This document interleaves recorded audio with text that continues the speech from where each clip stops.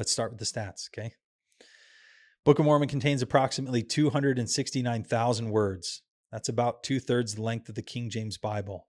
Now, here's the astonishing part of that. Joseph translated and dictated nearly the entire Book of Mormon in about 65 working days between April and June of 1829. That's over 4,000 words per day, without any manuscripts, research tools, or rewrites. Joseph didn't translate in any way we think of it today. He used divine instruments, the Urim and the Thummim, which were given to him, as well as a seer stone, which he placed in a hat, pulled to his face to block out the light, and would read the words directly off of the seer stone. So words appeared to him one at a time. But I mean, he was dictating 4,000 words a day to the scribes that were writing it. And he would speak them aloud to a scribe. Emma Smith, his wife, who was one of his earliest scribes, had this to say: he had neither manuscript nor book to read from. If he had anything of the kind, he could not have concealed it from me. She said Joseph would sit for hours and dictate day after day. He would dictate to me for hours at a time, and when returning after meals or interruptions, he would at once begin where he left off.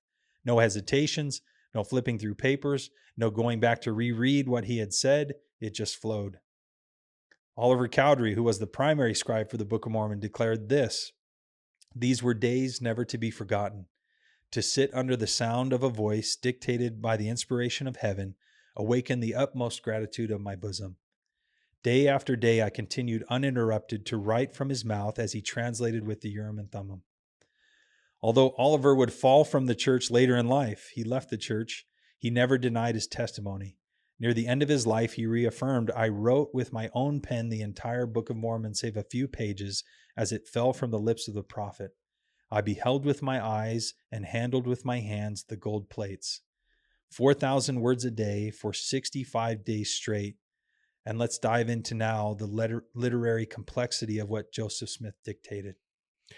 So somebody got to see these plates. Yes. So even though he was 11 witnesses. he was commanded not to show them. Correct. Was he given permission? He was. To share with certain people, and why? Yep. So you have the 11 witnesses, and their testimonies are included in the Book of Mormon. So 11 eyewitness testimonies. This is more eyewitness testimony than you have of the resurrection of Jesus Christ. So it's as one of the most well-supported through eyewitness testimony examples of, holy literature that's ever come to the earth. And so, some people want to try and discredit the witnesses in different ways because the three had a vision-like experience where they saw God and an angel and the plates and were given to them.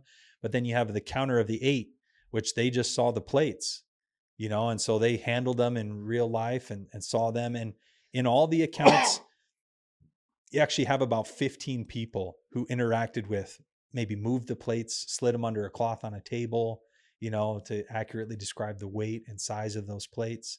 But, you had all in all about 15 witnesses that interacted with the plates in that way. Yeah. So if you have a chance, go read the witness's account of the golden plates. It's an awesome witness to read.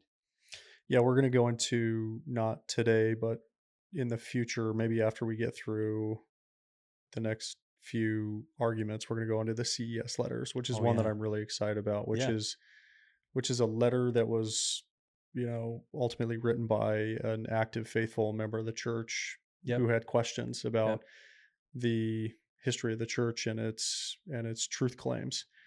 And, produced 130 something page document. I think with it's 138 pages. Yeah. With these questions. Right. So I've read this multiple times. I know you've read this as well. And actually so working through an apologetic response. Oh, are you for the whole thing? Yeah. Okay. Which will be fascinating to go through, and I'll sort of, play the steel man, against you in that one.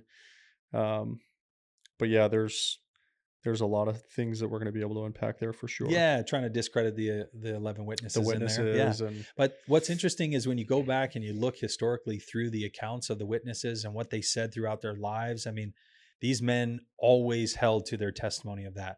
It was very, very important to them. Even if they left the church because they disagreed with Joseph at some point or something that was going on, none of them ever denied their witness, even to their deathbeds, Yeah. which says a lot for, the truthfulness of those claims. So I find it fascinating. During this translation, do you have a good idea of like what the setting was Joseph and Oliver face to face? Were they in the same area? Was there a curtain blocking them? Was there, right? Yeah, Like, so there's a lot of accounts of that. There are times where Joseph sat directly across the table from them. There are times where they were separated by a curtain.